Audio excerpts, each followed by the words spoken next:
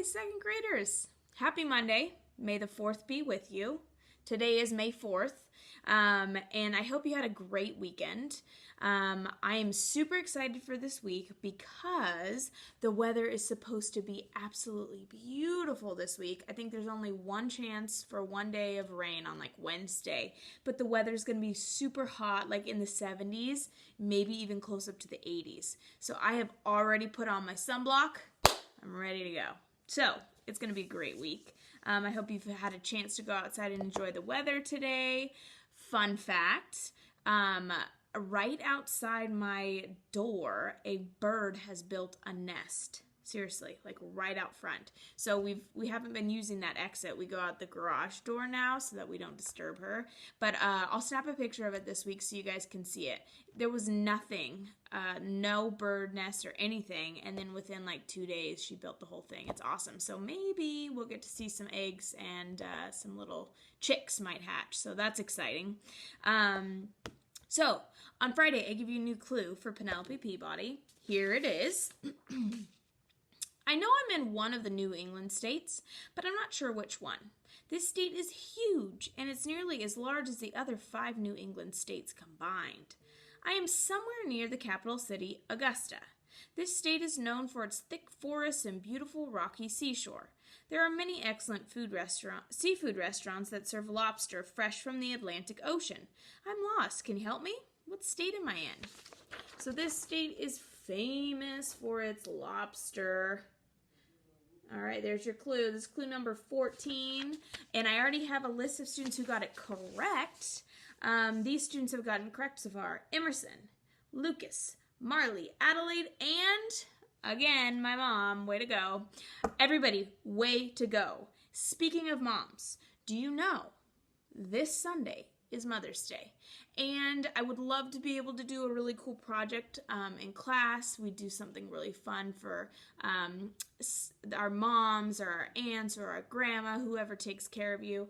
But since we're not, I hope you get a chance to at least write a card for your mom and maybe a foot rub, or maybe you could do the dishes without being asked, or even poop scoop if you have a dog.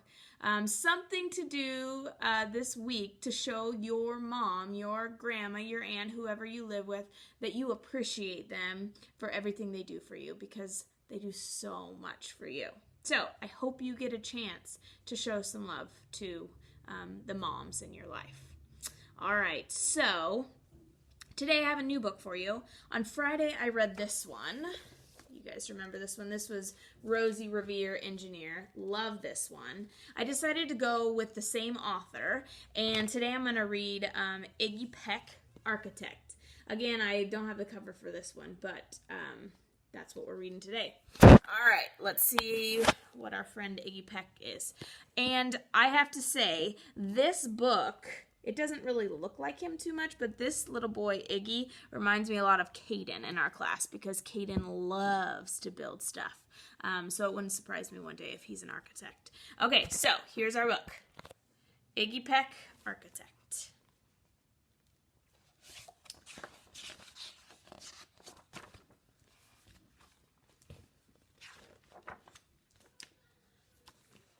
Young Iggy Peck is an architect and has been since he was 2, when he built a great tower in only an hour with nothing but diapers and glue.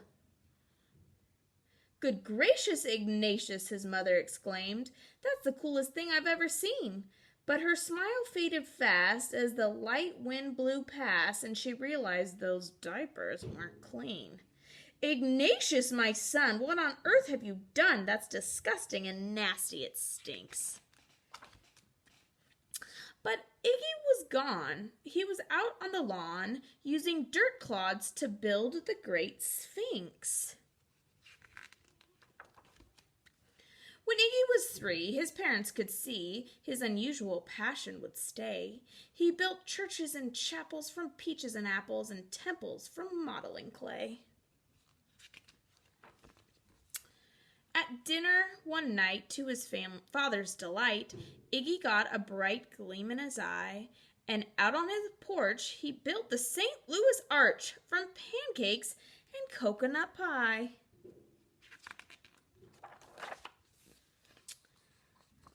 Dear Ig had it made until second grade, when his teacher was Miss Lila Greer.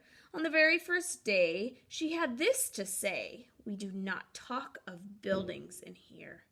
Gothic or Romanesque, I couldn't care less about buildings, ancient or new." She said in her lecture about architecture that it had no place in grade 2. Uh-oh. You notice our little friend Rosie's right there?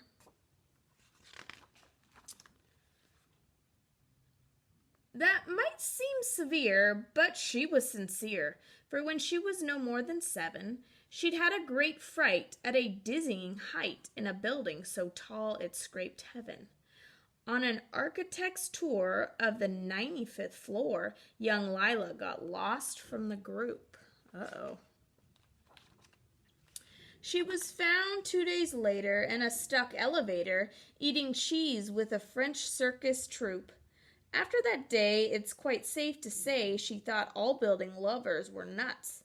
As a teacher, she taught that, above all, one oughtn't to avoid them. No ifs, ands, or buts.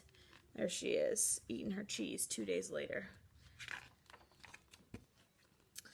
As you might guess, it would cause Iggy stress to hear such terrible talk.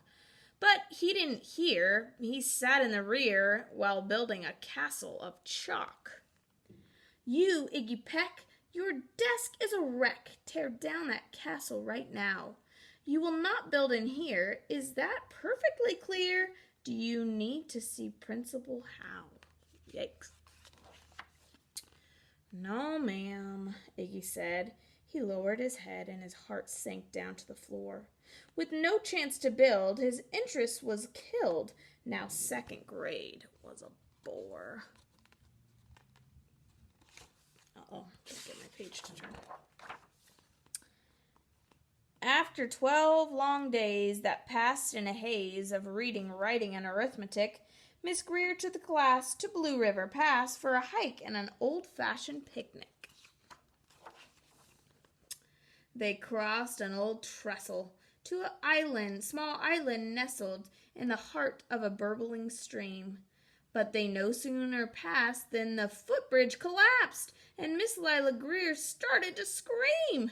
"We're trapped here, oh my! Alas, kids, goodbye!" Her eyeballs rolled back in her head. She dropped to the ground with a vague groaning sound.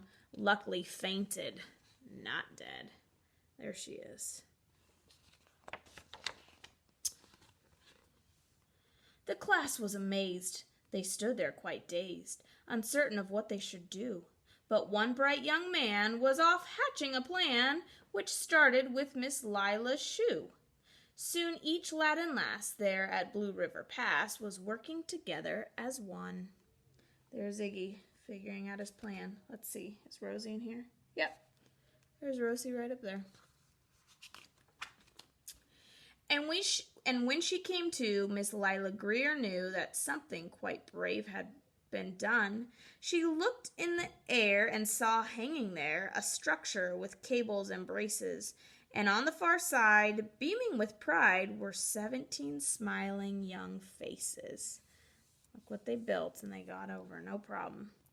Boots, tree roots and strings, fruit roll-ups and things, some of which one should not mention, were stretched right ridge to ridge with a glorious bridge dangling from shoestring suspension. Check out that bridge. It all became clear to Miss Lila Greer as she crossed the bridge over the stream. There are worse things to do when you're in grade 2 than spend your time building a dream.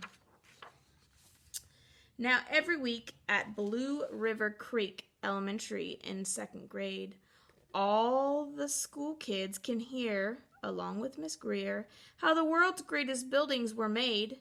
The weekly guest speaker in t-shirt and sneakers talks of buildings from Rome to Quebec. Of course he's the guy who builds towers from pie, the brilliant young man, Iggy Peck. All right, I love that story. A really good one. Again, written by the same author of Rosie Revere. So Friday we read Rosie Revere. Today we read Iggy Peck, Architect. And I'm pretty sure I brought home the other book, Add a Twist, Scientist, which I will read tomorrow, since we're just going to read all of them. And then today is May 4th, which means tomorrow, May 5th, the one and only Bob comes out, so it should be here soon, and we'll get to start reading that. I'll read a couple chapters a day so we can hear it. So, guys, thanks for listening. I hope you had a great Monday. I will see you tomorrow, and have a great night. Bye.